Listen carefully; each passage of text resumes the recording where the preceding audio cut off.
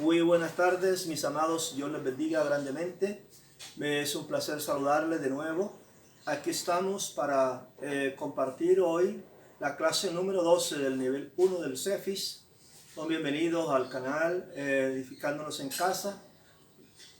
Hoy nos corresponde la lección número 12. Y como preámbulo a esta lección voy a leer en el Salmo 1 los primeros 3 versículos de la palabra del Señor. Hoy vamos a hablar sobre la vida abundante, o sea, los principios para una vida abundante. Dice la palabra: bienaventurado el varón que no anduvo en consejo de malos, ni estuvo en camino de pecadores, ni en silla de escarnecedores se ha sentado, sino que en la ley de Jehová está su delicia, y en su ley medita de día y de noche. Será como árbol plantado junto a corrientes de agua, que da su fruto en su tiempo, y su hoja no cae, y todo lo que hace prosperará. Así que en esta tarde entonces nos corresponde la lección número 12, principios para una vida abundante. El objetivo de esta enseñanza o esta clase es entender y disfrutar la vida abundante que el Señor Jesús nos prometió, basado en los principios de Dios y de su palabra. Principios para una vida abundante se refiere a una vida gobernada por Dios y en la cual todos y cada una de las áreas del ser humano son dirigidas por los principios bíblicos, dando como resultado plenitud y gozo, paz y contentamiento. Ahora bien, desde el momento de la creación, el deseo de Dios ha sido que el hombre tenga una vida abundante, vivir en las mismas condiciones en que vivió el hombre cuando estuvo en el huerto. Demuestra que su deseo era y sigue siendo que tengamos todo lo suficiente y en abundancia, tal como lo describe Filipenses 4:19. Algunos han identificado la abundancia solo con dinero, pero las Escrituras muestran que la vida abundante es algo integral, que debe abarcar todas las áreas del ser humano, como lo vamos a estudiar a continuación. Lo primero que tenemos que saber, ¿qué es vida abundante? Es una vida gobernada por Dios en la cual todas y cada una de las áreas del ser humano, tales como la familia, la salud, las finanzas, entre otras, son dirigidas por los principios bíblicos, dando como resultado plenitud, gozo, paz y contentamiento. La vida abundante tiene su origen en la correcta relación con Dios. No es posible tener una vida abundante si pretendemos dejar a Dios. O sea, no es posible tener una vida abundante si pretendemos dejar a Dios a un lado, ya que Él es el formador y sustentador de nuestras vidas. De hecho, dicen las Escrituras en 3 de Juan capítulo 2, amado, yo deseo que tú seas prosperado en todas las cosas, que tengas salud, así como prospera tu alma. Demostrando que en la medida que haya renovación y fortalecimiento espiritual, de esa misma manera se dará un progreso continuo en las demás áreas. La vida abundante es el resultado de un proceso de obediencia. Dios estableció principios para nuestra vida, de manera que la vida abundante se obtiene o se pierde en la medida que desconozcamos o desobedezcamos esos principios. En el Salmo 1, los primeros 3 versículos, ¿qué hace el hombre para vivir en abundancia? Bueno, sería interesante que usted esos 3 versículos lo relea y luego saque su conclusión y lo plasme ahí en su libro, en la parte donde están los espacios, en la página 127, y de esa manera usted va a aprender un poco más acerca de lo que el Salmo 1 dice. El segundo principio, en segundo lugar, vamos a mirar de algunos principios generales de la vida abundante. Las Escrituras nos enseñan que Dios nos puso como administradores de todos los recursos, incluyendo nuestra propia vida. Así que de acuerdo con esa afirmación, somos administradores o mayordomos. Y es necesario que aprendamos a administrar sabiamente no solamente nuestra vida, no también los recursos que Dios nos da, los recursos que obtenemos a través del trabajo, del empleo, los recursos que Dios nos da o nos pone a disposición en nuestras manos. Describiremos algunos principios para disfrutar de una vida abundante. Primero, reconocer a Dios como creador y dueño absoluto de todo. El Salmo 24, versículo 1, describe todo lo que dice allí es que Dios, todo pertenece a Dios. Este mundo, los recursos naturales, las riquezas, nuestros talentos, nuestro tiempo, nuestros propios cuerpos y almas, todo pertenece a Dios, nada es nuestro. Él nos los ha dado para que nosotros lo administremos bien. Dios nos ha entregado todo para administrarlo en su nombre, de una forma, eso sí, responsable. Dios ha confiado en nosotros y de todo lo que hemos recibido debemos dar cuenta. Eso es importante. Todo lo que usted recibe, usted va a dar cuenta a Dios. En el sentido bíblico, el mayordomo administra los bienes de Dios. Dios es el dueño y nosotros somos los administradores de lo que pertenece a Él. La mayordomía es un privilegio que Dios nos concede para ayudarnos a crecer en amor y obtener la victoria sobre el egoísmo y la codicia. El mayordomo se regocija en las bendiciones que otros reciben como resultado de su fidelidad. Así que también ser fieles en todo, dice la palabra. En 1 Corintios capítulo 4, verso 1 y 2, nos enseña y debemos entender que Dios siempre premia la fidelidad. Dios premia a aquellos que son fieles y tienen éxito en lo que se les ha confiado, así como reprende la actitud de aquellos que son negligentes. Si administramos bien, Dios nos confiará más. Porque si usted no administra lo poco que tiene, Dios no le va a confiar más. Dios no le da mayores responsabilidades a aquellos que no han asumido con fidelidad lo que les ha confiado. Usted puede leer Mateo 26, verso 14 al 28, y va a encontrar mucho sobre la responsabilidad de la fidelidad.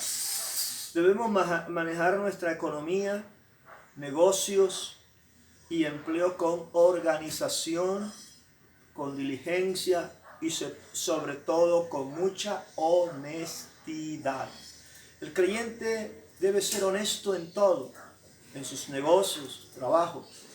Leer, por ejemplo, Efesios 5, del verso 15 al 17, ahí también usted se va a dar cuenta de cómo debe ser el creyente. En la parábola de Mateo 24, los versos 14 al 28, nos enseña lo que Dios da a las personas según su forma de administrar. Así que usted puede comentar en sus propias palabras y colocar en los espacios en blanco lo que usted piensa de ese texto de Mateo 24, 14 al 28. C. Honrar a Dios con nuestros bienes. Debemos honrar a Dios con lo que Dios nos da. Hay mucha gente que no honra a Dios y piensa que todo es ellos, cuando la Biblia nos enseña que debemos honrar a Dios. Proverbios 3, verso 9 al 10 dice que debemos a Dios honrar con todas las primicias, con todo lo que nos ha dado. Honrar es respetar, es dar. En primer lugar, debemos dar el diezmo. El diezmo es la 10ª parte de lo que recibimos como ganancia y pertenece a Dios. Usted puede leer Levítico 27, 30 y Malaquías 3 también. Al entregar el diezmo, estamos reconociendo que Dios es dueño de todo. No nos pertenece, sino que es de Dios. Debe ser presentado de todo lo que recibimos como ganancia y en el lugar en que nos congregamos. Allí debemos dar nuestros diezmos, sitio donde nos estamos congregando. Debemos dar nuestras ofrendas, nuestros diezmos, nuestras primicias, porque así lo demanda el Señor. No debe ser utilizado para hacer obra social, sino que debe ser entregado en la iglesia para que ésta lo administre. O sea, los diezmos, las ofrendas son dadas a la iglesia donde nos congregamos para que de ahí se administre. Hay que pagar luz, hay que pagar arriendo, hay que pagar algunas cosas, hay que comprar otras, hay que pagar servicios, en fin, ahí se administra de una manera honesta. Ahora, los medios de comunicación hablan mucho sobre los diezmos, pero ¿quién fue una de las primeras personas en dar diezmos a Dios y cuándo? Usted se remonta ya a Génesis capítulo 14, versos 17 al 20, va a encontrar de los primeros hombres que también diezmaron. Fue en el tiempo de la gracia también, no bajo la ley. Ahí ellos diezmaron y el diezmo es el 10%. Y además nuestro corazón. Dar la ofrenda. La ofrenda es la expresión de nuestra generosidad. Algunos dicen que la ofrenda es mucho mayor que el diezmo, porque el diezmo es la 10ª parte. Pero la ofrenda no tiene medida, puede ser abundante. En 2 Corintios 9, versos 6 al 8 dice, ahí vamos a demostrar nuestro agradecimiento a Dios. Ahí vamos a encontrar la motivación del corazón. Por eso dad con alegría. Debe ser voluntaria, no por necesidad ni por exigencia. Debemos hacerlo por convicción, no por obligación, ni para que otros nos vean. Es por amor y con amor. Es por amor y con amor que debemos dar. Con alegría y no con tristeza. Eso Dios lo mira, cómo es que si damos con alegría o con tristeza, porque me va a hacer falta. No, debemos darlo con gozo, con alegría, que Dios es el que provee todo. Tú tienes ese empleo porque Dios te lo regaló. Si estás ganando un sueldo, porque Dios ha permitido que lo tengas de esa manera. Si tienes vida, porque Dios te la dio. Si estás respirando, es porque Dios te da el aire gratis. En fin, Dios mismo te da la vida y Él tiene derecho a quitarla también. Por eso debemos dar con alegría y no con tristeza. Dar las primicias. La primicia es una ofrenda especial, producto de los primeros ingresos al inicio del año, o el primer fruto del trabajo, profesión u oficio que se percibe al inicio de cualquier actividad económica. No es cualquier ofrenda, sino la mejor, y expresa también nuestro reconocimiento de Dios como proveedor. Puedes leer Éxodo 23, 19. Vean las primicias. Por decir algo, la persona que tiene un cerdo, una cerda, y le alumbró 7 marranitos, bueno, el primero ya sabe que es una primicia, corresponde al Señor, hay que llevarlo también a la iglesia. Si la persona en el año, su primer día de trabajo, es como también una primicia de ese día de trabajo. En fin, hay muchos ejemplos. Determine en su corazón cumplir fielmente. Usted tiene que determinar fielmente dar el diezmo, la ofrenda y la primicia. Son lo que Dios demanda de cada hijo suyo. Ahora tenemos que ser diligentes. En Proverbios 13:4 nos habla de la diligencia. La diligencia es en el aspecto económico, tiene que ver con manejar correctamente las finanzas. Algunos piensan que por el hecho de diezmar u ofrendar sin ningún otro cuidado, las finanzas van a ser prosperadas. Pero lo cierto es que la diligencia está en la administración de los recursos, negocios, dineros, entre otros. Tengamos en cuenta lo siguiente que nos ayudará a ser diligente con respecto a varios aspectos. Entonces la diligencia está en la administración de los recursos, negocios, dinero, entre otros. Hay que elaborar un presupuesto de ingresos y gastos y actuar acorde con el mismo. Es importante establecer prioridades en los gastos. O sea, usted no puede gastar así digamos, a la pata tolondra, como dicen algunos. Primero, tenemos que establecer prioridades. Entre las prioridades, en primer lugar, debe aparecer el diezmo y la ofrenda. En segundo lugar, la alimentación. En tercer lugar, arrendamiento. Cuarto, transporte. Y así, etcétera, en el orden de prioridad que usted lo tenga. Los servicios, las cosas que hay que pagar, el vestido, bueno. Hay que evitar a toda costa las deudas. Porque ser deudor o fiador es un compromiso que puede dejarlo sin recursos.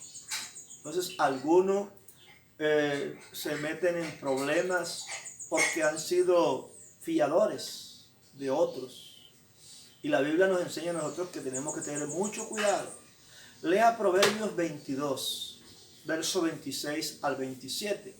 Es cierto, hay gente que es responsable, pero hay gente muy irresponsable. ¿Cuánta gente no ha quedado embargada porque le quedaron mal? Hay que procurar comprar de contado, ya que en muchos casos los créditos incrementan exageradamente el valor de las cosas. Si algo que valía 50,000 se lo pueden vender en 60, porque eso aumenta. Entonces, no malgastar en deseos caprichosos o innecesarios. Hay que tener cuidado de no comprar las cosas que no se van a necesitar. No es bueno querer vivir con gastos de 1,000,000 cuando los ingresos son de 500,000. Entonces hay gente que a veces gasta más que lo que le entra y no debe ser así. Todo lo contrario, debe gastar un poco menos de lo que le entra para que tenga un ahorro. Entonces, mientras que nuestra economía se fortalece, es importante aprender a vivir con lo que tenemos y procurar ahorrar de lo que recibimos. Si usted se lo gasta todo, nunca tendrá nada. Pero si usted se gana 1,000,000 de pesos y se lo va a gastar todo, nunca va a ahorrar. Pero por lo menos si usted gana 1,000,000 de pesos, después de haber sacado su diezmo, sabe que hay un orden de prioridades, usted tiene que saber qué es lo que va a hacer. Si le quedaron 900, se sabe que puede gastar 700, 800, pero que debe dar un remanente para ahorrar, para que cuando haya, como en esta época acá hay necesidad, usted pueda echar mano de ello. La diligencia es importante para el cristiano.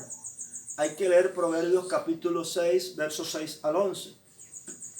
Y ahí anote el ejemplo que puede uno ser diligente, lo que es diligencia. Ahí en su libro, en la página 131, hay un espacio. Bueno, después que usted haya leído Proverbios 6, 6 al 11, usted va a anotar esto sobre lo que es la diligencia. Eso es muy importante. Ahora, ¿qué sucede con aquel que no es diligente? Coloque también en el espacio qué pasa con la persona que es negligente. Un correcto manejo del tiempo también es importante en cuanto a la mayordomía. Efesios 5:16 dice, aprovechando bien el tiempo porque los días son malos. Ahora, en esta época es cuando más debemos aprovechar bien el tiempo. Como fieles mayordomos, glorificamos a Dios al usar sabiamente el tiempo, pues este es un recurso no renovable. Es decir, que el tiempo que no utilicemos simplemente lo perdemos. Y no se puede recuperar ese tiempo que se pasa y no vuelve. Él dice, el tiempo que se va, no vuelve.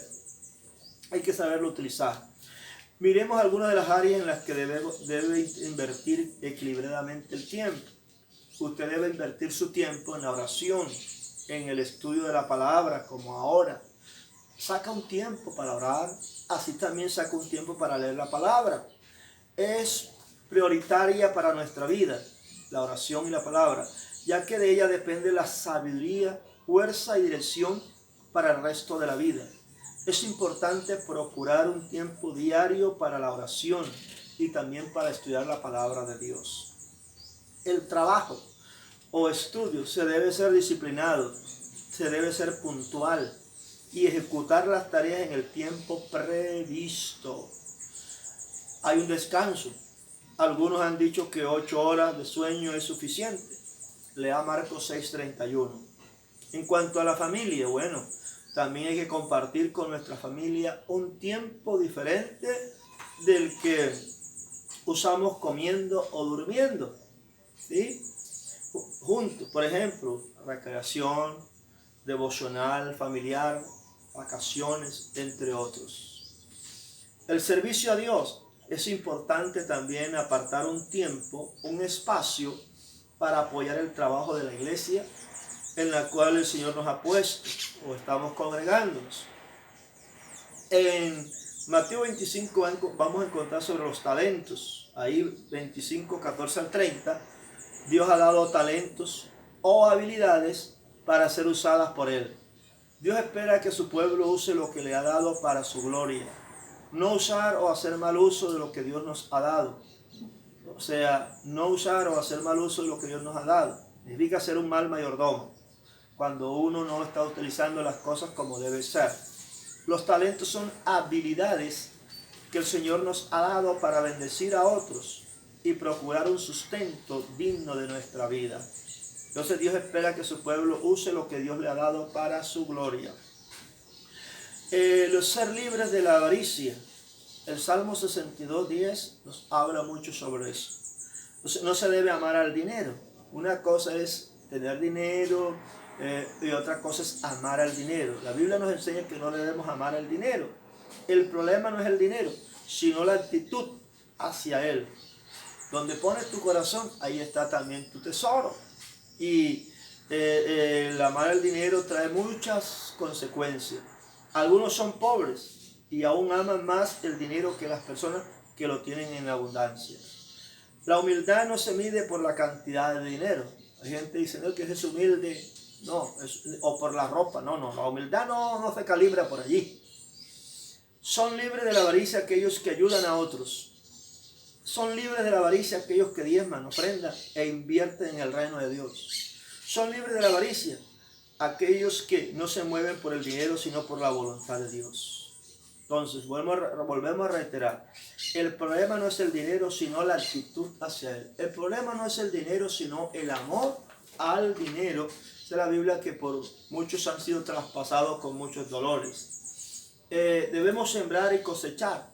Segunda de Corintios 9, 6 al 10. Entonces, condiciones de la siembra. Es proporcional en la cantidad. Según 2 de Corintios 9, 6, se recoge conforme a la cantidad que se siembra. Es directamente proporcional. Cada uno decide hasta dónde quiere que Dios lo prospere. El valor de la semilla, según 2 de Corintios 9, 7, lo determina el origen de la semilla, el corazón. Cada uno de como propuso en su corazón. O sea, lo determina la motivación con que hacemos las cosas, la motivación de nuestro corazón. Condiciones de la cosecha, la calidad, según Gálatas 6, 7. Las cosas se reproducen según su género, es decir, si quieres ser prosperado económicamente, debes sembrar, apoyar la obra de Dios con dinero. Se debe sembrar en buena tierra. El tiempo hay que esperarlo según Gálatas 6:9. Hay un tiempo entre la siembra y la cosecha, no es al otro día, no es enseguida. En ese tiempo Dios espera ver nuestra fe. Algunos siembran pero no saben esperar y desfallecen. Quieren que ya inmediatamente Dios responda. No, todo tiene su tiempo. El agricultor siembra la semilla y no va a la semana a recoger el fruto. No, es un trabajo. Primero hará la tierra, luego siembra, luego llueve, la semilla va creciendo. Espera un tiempo prudencial. Hay siembras que pueden durar 3 meses, otras 6 meses, 8, 10, un año, de acuerdo a la semilla. Entonces hay que esperar a que esa semilla que hemos sembrado dé sus buenos frutos. Hay bendición para los que no son mezquinos o ávaros, pero podemos sembrar otras cosas, como por ejemplo, hay que sembrar amor, misericordia. Haga una lista de lo que usted puede sembrar, según Gálatas 6, 7, 9, y escriba en su libro, ahí en el espacio en blanco en las líneas, lo que usted piensa que debe, puede sembrar.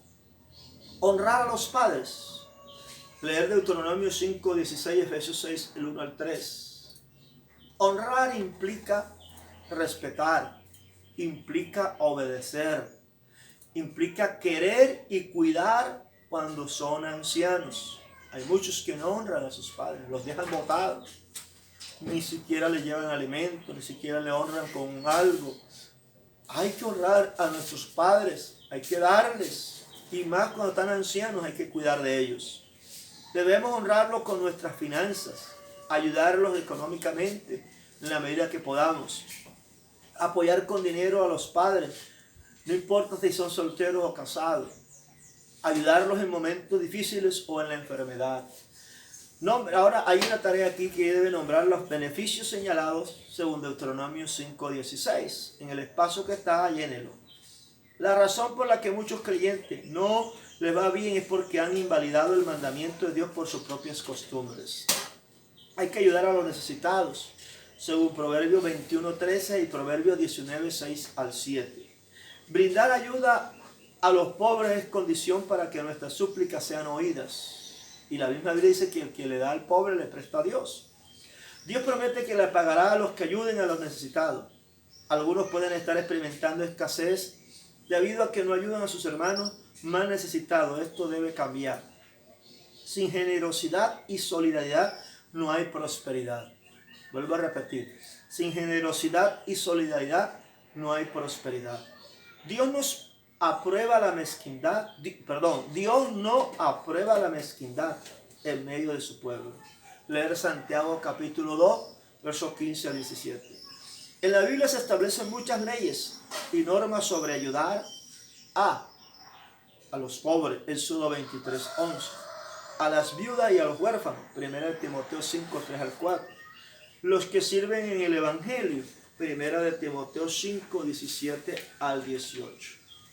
En tercer lugar, ahora, ¿cómo recibir la vida abundante? Bueno, primero, deseándola. Necesitamos tener presente que una vida sin Dios es por lo general una vida desordenada, con necesidades insatisfechas o carencias, con dificultades económicas, y debemos reconocer que solo Dios quiere y puede satisfacer integralmente nuestras vidas, y debemos acercarnos a Él confiando en que nos proporcionará vida abundante. Lea Ageo capítulo 1. B. Teniendo dependencia absoluta de Dios. El Salmo 104, versos 14 al 15 y Juan 15, del 4 al 5, nos habla de esa dependencia absoluta de Dios. Dios es el creador y sustentador de la vida. Solo en la medida que dependamos de Él y aprendamos a vivir de Él, podremos experimentar en cada área de nuestra vida el desarrollo correcto. C. Estableciendo prioridades, según Mateo 6:31 al 33. Dios creó las cosas con un orden dentro del cual todo va a funcionar adecuadamente. Las Escrituras nos dan pautas que nos permiten establecer un orden de prioridades de la siguiente manera. Primero, lo espiritual, Dios y su reino. Esto nos habla de salvación, las relaciones con Dios, el cuidado de tu alma, aplicando a nuestra vida los principios bíblicos. En segundo lugar, lo familiar. El reino de Dios incluye el establecimiento y correcto funcionamiento de la familia sana, con fundamento firme. Dentro de esa área familiar encontramos otras prioridades en su debido orden: el individuo, el cónyuge, los hijos, padres, hermanos, etc. En tercer lugar está lo material, las añadiduras, como se dice: vestido, techo, alimento, bienes, negocio. De acuerdo al texto anteriormente leído, estos aspectos son añadiduras mostrando que no son lo principal, que por lo tanto no debemos permitir que nos angustien al extremo de alejarnos de nuestra relación con Dios. D. Aceptando la obra de Cristo. Cristo venció sobre el pecado en la cruz, vino a deshacer las obras del enemigo y a dar libertad en la cruz. E. Renovando la mente, según Romanos 12:2. La mente renovada no permite los pensamientos de pobreza, escasez, ruina, fracaso, entre otros. Los pensamientos del diligente ciertamente tienden a la abundancia, dice la palabra. Entonces podemos ir concluyendo que definitivamente es el propósito de Dios que nuestra vida sea prosperada en todos los aspectos. Por esta razón debemos procurar el equilibrio en todas las áreas de nuestra vida. Algunos esperan un golpe de suerte que les cambie la vida, pero la verdad es que el Señor ha establecido principios claros para disfrutar de una vida abundante. Hay unos principios claros y, como dice la palabra del Señor, aquel que es poderoso para guardarnos sin caída y presentarnos sin mancha delante de su gloria con gran alegría, al único sabio Dios, nuestro Salvador, sea la gloria y la majestad, el imperio y potencias, ahora y por todos los siglos. Así que, mis amados hermanos, cuán importante es entonces nosotros mantener una vida abundante para que mantengamos una vida integral. Ahí les dejo esta clase del última del primer nivel, y el domingo estaremos iniciando entonces la primera clase del segundo nivel de lo que son los niveles, el nivel 2. Así que prepárese, ese segundo nivel, ese libro, lo puede conseguir hablando con el pastor, la pastora, para que se les haga llegar ese libro. Acá tenemos en Tolo Viejo algunos libros y usted lo puede mandar a buscar también de esa manera. 13,000 pesos es algo muy cómodo. Dios les bendiga ricamente y nos vemos en la próxima ocasión.